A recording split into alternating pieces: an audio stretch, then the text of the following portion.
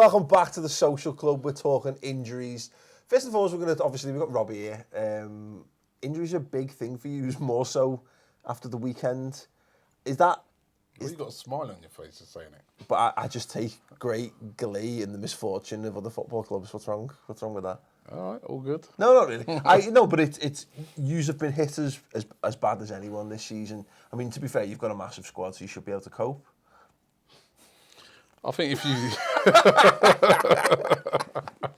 No, I think you've had worse than most. You guys will be missing Daniel Sturridge and you're crying. Listen, imagine if you're missing 10, first teamers. I mean, we were missing pretty much that the other week. Of the calibre of the players that we're missing. Yeah, we had, let me work it out, Sakho missing. Right, yeah. that's one of your main players, yeah. Jordan Henderson, captain. Right. Yeah. Mm-hmm. Daniel Sturridge. Okay, yeah. 3. But there's the spiny team. Okay. They're the 3 key ones. Right. Also, right. we've had injury. Danny Ings, missing him. He's one of your key players. So players. He's the equivalent of us missing Welbeck, and he's one of your 10. Yeah. So who else we've been missing? Yeah. They'll come soon. I don't know. Let me give you a few now, right? Yeah. So Alexis Sanchez, Koscielny, he's all right. Welbeck, Jack Wilshere, Theo Walcott. Aaron Ramsey's just come back. So he's back, so we can't count him. Oxlade-Chamberlain, he's just come back. Thomas Rosicky. Thomas Rosicky. No, but Thomas Rosicky is a... John Flanagan's been out for us for 2 years, so we put him on there as well. Gibbs is out. I mean, it's just like, you can't... To win the league, you can't be missing 10 key players. Even a team like City, you'll see they'll be missing Kompany and they'll be missing Aguero, and it's not the same Manchester City. So it's really affecting us badly at the moment. And the one, Coquelin, that's another one. The injuries you're talking about does not really compare to, the 10 first teamers that we got out. And, I could actually put together our injury team, and I'd say possibly apart from Petr Cech, it would be better than the first team that's out there at the moment. That's how bad it is. So, Mikel Arteta as well, he missed out there. Mikel Arteta's also... captain like a season ago? He's still the captain. But he's still missing. I mean, you just... And what it means is that Arsenal, with what we saw the other day with the injury that happened to Sanchez, is that you have no option. So you can't, say to Sanchez, right, you've got to take 2 games out and bring someone else in, because there is no one else. Virtually everyone's got to play this. Joel Campbell, Hold on, wait a minute. If Joel Campbell's watching this, don't cry, mate. I know Robbie doesn't rate yet. Just forgot as well, Santi Cazorla. Yeah. So you tell me a team that's missing those calibre of players, right, that would still be, effective out there. So it's not just moaning, it's a serious problem at the moment. You've been missing 1 or 2 decent Not players. as many as that. Well, we had to put Richard Wright on the bench the other day. He's not played for 9 years. He's only there as a chat manager pub quiz question. Yeah. On the bench, but you've still got that Caballero who's coming for Joe Hart, who's like, he's not exactly a novice player, he's a top player. But they had Richard Wright on the bench, which basically wins. Because he's the worst, the worst thing ever. I'm sure there might be 1 or 2 Ipswich fans who are a bit take umbrage at that, but it's right. But these guys have been missing Sergio Aguero, they've been missing David And look Silva. at the effects it has. Exactly. Look at the effects it has on City when they're missing, their key players. Look at the effects it has on you guys when you're missing your key players. They're top of the well, those players have come back now. Some of those players are coming back, and they're top of the table. But if all those players would have been fit, maybe they wouldn't have lost to you. Maybe they'd be a lot further ahead than they are at the moment. Oh no, to be fair, Mangala and Demichelis, who's another champ manager quiz question, if ever there was one. Yeah, that obviously was a key factor. What do you reckon, Petr? Are they just moaning about nothing? Who fucking who? Honest to God, they've got a stadium that makes more money on a match day than Everton do over 10 years of a kit making thing. Yeah. And Man City have got more money than all the gods if you put them together. This is why you have squads. This is why you have transfer windows. Yeah, but you got a squad. But Hang on, I was with you on deadline day and you were crying your eyes out that Arsene Wenger had only bought one goalie over the summer. It's his fault and his stupid long coats for not going out and buying better players, and it's someone's fault for all the injuries every single week, hamstring injuries all the time. Well, I'll come back, right? I'll come back and I'll say I agree in some aspects that it's Arsene Wenger's fault. In some of the injuries that we've picked up, in not buying... I would have overcompensated with our squad. That's what you've got to do to win the league. Because of the amount of injuries we got. And he basically went into the season, he didn't buy, for instance, another striker because he thought, well, Welbeck, and then it turns out that Welbeck's injured. So in about, say, 3-4 of those injuries, I blame it on him. But then also, on the other hand, there's been a lot of bad luck that's kind of struck Arsenal.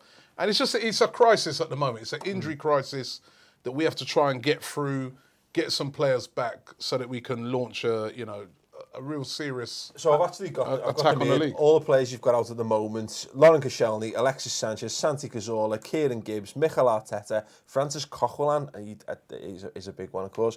Theo expected, Wilshere expected, Rosicky expected, Welbeck, who appears to have vanished off the face of the earth. Who played at Man United and was never ever injured. Yeah, there you go. So to be fair, that is a fair. To be fair, I think only 7 of them count because I'm not having Rosicky, Wilshere, and Walcott, because that's what they exist to do. They basically had those mufflers you put on the top of your clubs in golf to keep them warm. That's what they were made for, to keep the treatment tables warm. You know what Arsenal missed? They missed players that Man United had in their squad, the likes of your John O'Shea's, your Phil Neville, those kind of players that are almost... But hold on, wait a minute. But Manchester United had the same problems last season. They had loads of injuries, right? Those players, a lot of those players you're talking about, they had to call upon. What happened to them? They could not mount a title challenge. This is what Ferguson built his whole thing at Man United on, was having those players that when they went into the squad, they looked fantastic, and then when they move on, they look shite. Yeah. And that's what won Man United titles. Half of them ended up at Everton. I know, most of them did end up at Everton. But you look at how those players spectacularly dropped off when they left. Even someone who looked amazing, like Lee Sharp. Arsenal need those kind of players. They need to be a bit more inventive about the kind of players they go and buy. I think in the summer, they should have purposely gone and buy squad fillers. Now, no one likes that. That's not fashionable. That's not sexy to go and buy players who are there effectively to sit in the bench. But I think all teams who win the league need those heroes that just get thrown on. There's not enough of them in the league at the moment. You make a good point. And Ferguson, you just think of those players and you just think, how bad are Wes Brown and John O'Shea? But in Man United's team, they won Champions League medals. They were always there and thereabouts. They were squad fillers that you need. I don't think Arsenal got enough of them. And Coquelin's the perfect example. You make a good point with that, because there was, when a lot of fans were complaining in the summer, me included, saying, why didn't we go out there and buy some other players? Arsene Wenger's argument was, if I don't see players of a better quality, I'm not going to go out there and buy them. And you make a good point with that, because certainly now we could do some players in there doing a job. And we haven't got that. The squad is just so... I mean, as I said... Where's your next batch of uber-talented 14-year-olds? Has he been too busy spending all his time looking at expensive players? There's some talented youngsters out there, but, right now you need some senior players coming into that team to cover for these guys when they're out. But I was going for a bit of a joke and it fell flat. So if you got, to be honest, you cannot afford to miss players like Alexis Sanchez, Koscielny, Coquelin for long periods of time. Well, I say that, they are but again, so big. We're saying that, and yet look, City are still thereabouts, and they've not had their 2 best players for the last. We're thereabouts. Hold on, wait a minute. We are still thereabouts. We're 2 points. Josh is not coming on here moaning. No, hold on. We are only a couple of points off the top. Don't forget that. You're talking as if we're talking like we're in the bottom 3. You know what I mean? We're above you. We're still there or thereabouts. But what I'm saying is, we're not going to be able to sustain that. We really need to get some of these players back ASAP, or we're going to be in trouble, because you just can't, game after game. It's too many. So, well, surely it goes beyond bad luck now. I mean, it's sort of a correlation really between. Surely it's got something to do with the training regime. I mean, management or whatever. But from a City's perspective, most of the injuries have been muscle injuries. Now, to get that many, and the same sort of reoccurring injuries, surely the training regime or the methods of training has got to have some involvement. They've brought in new trainer. They've brought in new methods. They've changed loads of things down there at the training ground. I was the old ones. I was down there at the training ground last week, and they were saying they've made loads of changes, but same problems. Well, all that being said, the cryers all a river, because which is the team that actually tops the injury table at the moment? Bournemouth. 11 injuries. 11. We got 10. 3 ACLs as well. Yeah. And again, ACL's the new metatarsal, isn't it, at the moment? Yeah. You feel it for Bournemouth, right? You feel it for Bournemouth because, they needed everybody to try it. But where are Bournemouth? That's what I'm saying. You can't have so many injuries, and you're not going to win the title with so many injuries. You're not going to stay up with so many. Bournemouth fans. You're not going to stay up with so many injuries either. You say that about changing the routines and everything, but it could be something down to like Arsenal's pitch or too many players wearing the same boots. Well, you can't play football on carpet. Did your mum teach you nothing? Well, every pitch is the same now. They're all them sort of carpet pitches. There was I did an interview the other day with Ian Wright, and he was saying Don't to drop me, any names, by the way. I won't drop any names. So he was saying that Rio Ferdinand said to him that when the England team used to train at Arsenal's training ground, that they used to say that they felt that their pitch was too hard. Yeah, a lot of people saying that now. Whether that's it or not, I don't know. Well, you're going to try. Everyone's going to come up with something. It's not just the hardness, though, is it?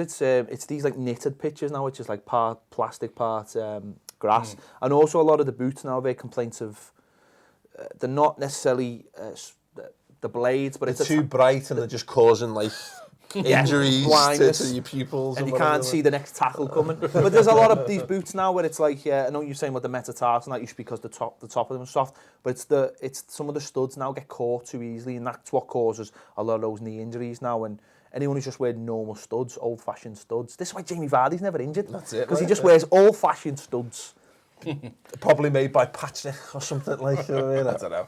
Anyway, look, we're going to wrap up there. I didn't think we'd get towards knitted pitches and boots when we started this topic off, but there you go. Welcome to the social club.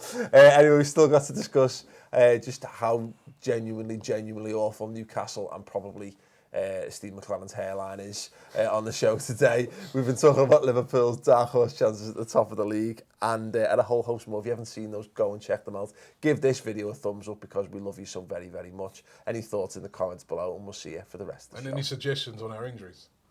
That's a fixed thing. Softer pitches. Any doctors out there? Any doctors in the house? Eva Cadero.